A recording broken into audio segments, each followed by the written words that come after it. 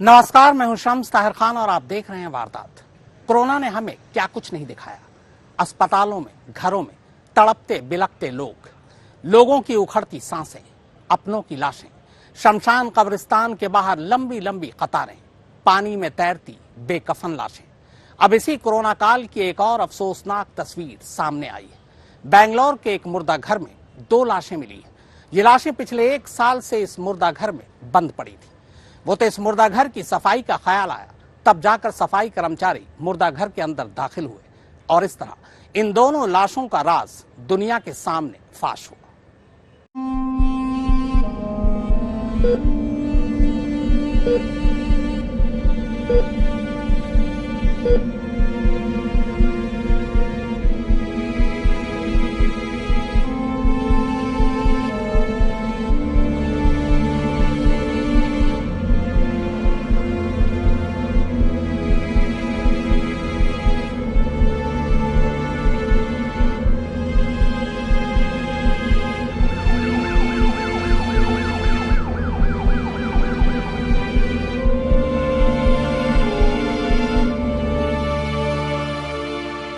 दो 2019 के आखिरी दिनों से दुनिया पर कोरोना का जो कहर टूटा है वो अब भी जारी है। कई देशों में तो कोरोना की चौथी लहर अब तक लोगों पर मौत बनकर बरस रही है। इस वबा से इन 2 सालों में जहां पूरी दुनिया में 52,20,000 से ज्यादा जिंदगियां दम तोड़ चुकी हैं, वहीं कोरोना की चपेट में आकर भारत में जान गंवाने वालों की तादाद करीब 4,69,000 से ज्यादा है।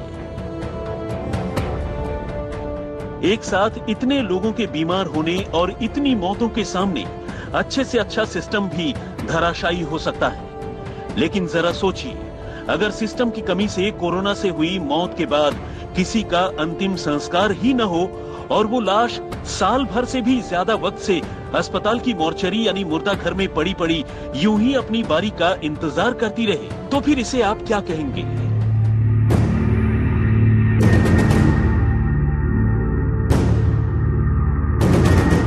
कर्नाटक की राजधानी बेंगलुरु से आई इंसान और इंसानियत को झकझोरने वाली ये कहानी कुछ ऐसी ही है, जहां कोरोना से जान गंवाने वाले एक नहीं बल्कि 2-2 लाशों को साल भर से ज्यादा वक्त से अंतिम संस्कार ही नसीब नहीं हुआ। घर वाले कोरोना से मारे गए अपनों की मौत के बाद उनके आखिरी दर्शन तक को तरस गए और सरकारी अफसरों ने उन्हें ये बताकर टरका दिया कि महामारी के इस दौर में उनकी ये मांग पूरी करना मुमकिन नहीं है। उनके अपनों की इन लाशों का अंतिम संस्कार भी सरकार की ओर से ही करा दिया जाएगा। लेकिन हुआ ठीक उल्टा। अंतिम संस्कार तो दूर, साल भर से ज्यादा समय से किसी ने मोर्चरी के फ्रीजर में पड़ी इन लाशों को फ्रीजर का दरवाजा खोलकर देखने की भी जरूरत नहीं समझी। और अब जब इन लाशों की ओर ध्यान गया तो उनकी ओर देखना भी मुमकिन नहीं था।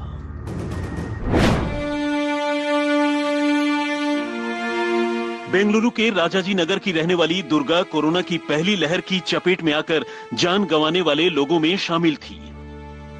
उनके पति की मौत 2019 में ही हो चुकी है और अपने पति के जाने के बाद से वो अपनी दोनों बेटियों को अकेली ही पाल रही थी। लेकिन बेरहम कोरोना ने 14 और 5 साल की दोनों बेटियों के सर से पिता के बाद उनकी मां का साया भी छीन लिया। 29 जून 2020 को अचानक दुर्गा को सांस लेने में तकलीफ होने लगी। उनकी हालत लगातार बिगड़ती जा रही थी। ऐसे में नाते रिश्तेदारों की मदद से आखिरकार दुर्गा को इलाज के लिए राजाजी नगर के ही ईएसआई हॉस्पिटल में भर्ती करा दिया गया। 3 दिनों तक अस्पताल में दुर्गा मौत से 2-2 हाथ करती रही, लेकिन आखिरकार 5 जुलाई को वो जिंदगी की जंग हार गई और तेजी से बढ़ती कोरोना से जान गंवाने वालों की गिनती में एक और आंकड़ा बढ़ गया।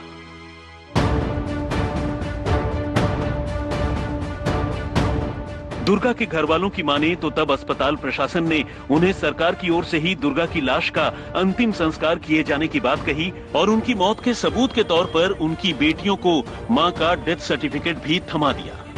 और तो और तब कोविड प्रोटोकॉल का हवाला देकर उनकी दोनों मासूम और बदनसीब बेटियों को मां का चेहरा भी आखिरी बार देखने नहीं दिया गया। लेकिन अब से चंद रोज पहले तब दुर्गा के घर वाले बिल्कुल सन्न रह गए जब राजाजी नगर पुलिस ने उन्हें फोन कर बताया कि उनकी रिश्तेदार दुर्गा की लाश अब भी सरकारी ईएसआई अस्पताल की मोर्चरी में जस की तस पड़ी है और उसका अंतिम संस्कार तक नहीं किया गया है।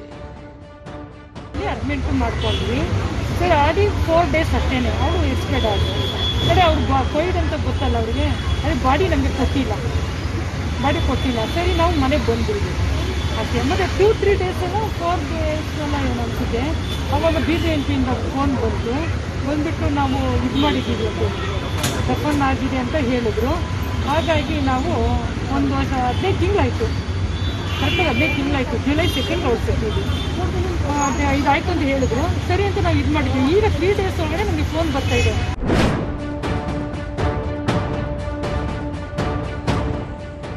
राजाजी नगर पुलिस स्टेशन से आया एक फोन कॉल राजेश्वरी पर मानो बिजली बन कर गिरा।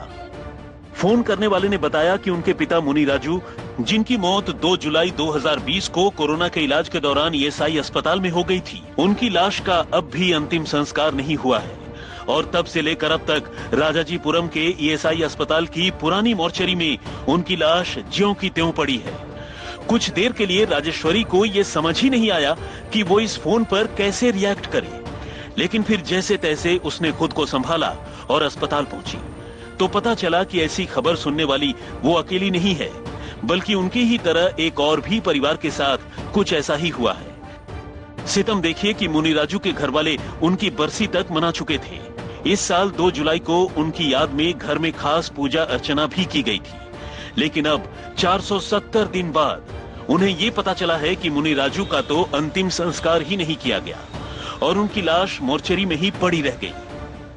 राजेश्वरी की माने तो उसने अब तक ये बात अपनी मां को नहीं बताई है, क्योंकि उन्हें नहीं पता कि अगर उनकी मां को ये बात पता चली तो वो इस सदमे से उबर भी पाएंगी या नहीं। ಇವಾಗ ನಮಗೆ ಪೊಲೀಸರೇ ನಮಗೆ ಕರೆದೆಲ್ಲ ಹೇಳಿದ್ದು ಇವಾಗ ಇಲ್ಲಿ ಇವರು ರಾಜಾಜಿನಗರ MLA ಇದ್ದಾರಲ್ಲ ಅವರು ಬಂದ್ರು ನಮ್ಮ ಜೊತೆಗೆಲ್ಲ ಸುರೇಶ್ ಕುಮಾರ್ ಅವರು ಬಂದು ಅವರೆಲ್ಲ ಮುಂದೆ ಮಾತಾಡ್ತಿದ್ರು ಎಲ್ಲ ಹೇಳಿದ್ವಿ ಅವ್ರಿಗೆ ಹೇಳಿದೀವಿ ನಾವು ಮುಂದೆ ಕ್ರಮ ತಗೋತೀವಮ್ಮ। उधर माँ बाप दोनों की मौत के बाद दुर्गा सुमित्रा की दोनों बेटियों को उनकी मौसी सुजाता पाल रही हैं। मुनि राजू की तरह दुर्गा के घर वालों ने भी उनकी मौत का 1 साल पूरा होने पर उनकी आत्मा की शांति के लिए बरसी पर खास पूजा की थी, लेकिन अब इस नई खबर ने उनकी चिंता बढ़ा दी है। उन्हें समझ में नहीं आ रहा है कि लाश का अंतिम संस्कार किए बगैर उनकी बरसी का आयोजन करना कितना सही था। परिवार तो यहाँ तक सोच रहा है कि कहीं इसकी वजह से उन पर कोई मुसीबत ना आ जाए। घर वालों को समझ नहीं आ रहा कि वो दुर्गा का अंतिम संस्कार करे तो कैसे करे, जबकि लाश की हालत बेहद खराब हो चुकी है। मां की मौत से पहले ही सदमे में रही उनकी दोनों बेटियां अब भी मां का अंतिम संस्कार न होने की खबर से दोबारा सदमे में चली गई हैं। प्रशासन की इस लापरवाही को लेकर अब कई लोग इसके लिए जिम्मेदार लोगों को कड़ी से कड़ी सजा देने की मांग कर रहे हैं। These families are going through right now. Imagine finding out that your relative who was supposedly cremated 500 days ago was left to rot in a morgue, in an abandoned morgue of ESI hospital. It clearly shows the MLA had not visited the COVID care centers in his constituency. It also shows clearly that Dr. Sudhakar's department, the health department, has spectacularly failed. If every COVID patient was accounted for and if the numbers provided by BJP government were true, where did these 2 patients come from? Was there a fudging of data when it comes to... And such incidences should never be repeated.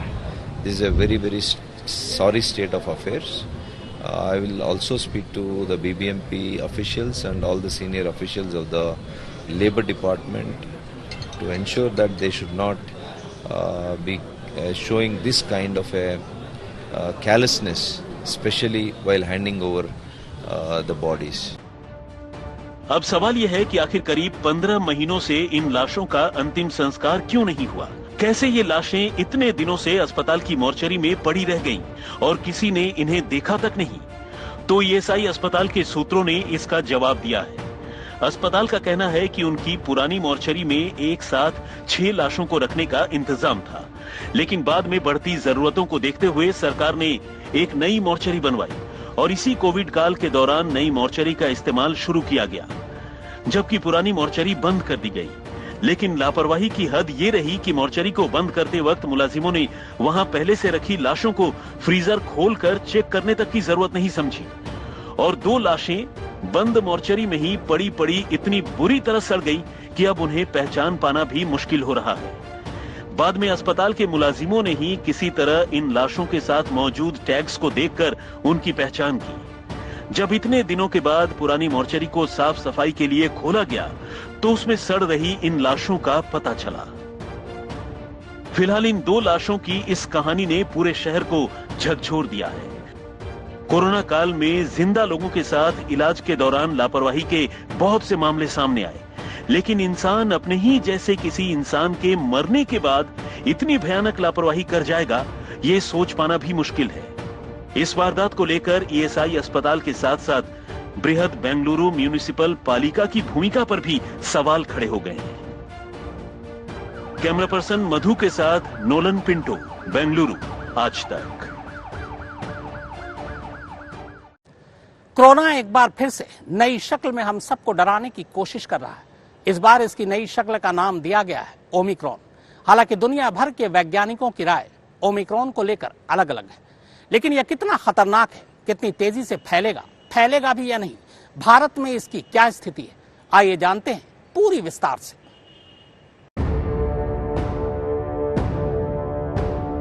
Corona की पुरानी मुसीबत अभी गई नहीं है और virus के नए वेरिएंट ने लोगों को डराना शुरू कर दिया है। साउथ अफ्रीका में जन्मे वायरस का ये नया वेरिएंट ओमिक्रॉन फिलहाल 20 देशों के लिए मुसीबत बना हुआ है। हालांकि देश के स्वास्थ्य मंत्री मनसुख मांडविया की माने तो अब तक इस वेरिएंट का कोई भी केस अपने हिंदुस्तान में रिपोर्ट नहीं हुआ है।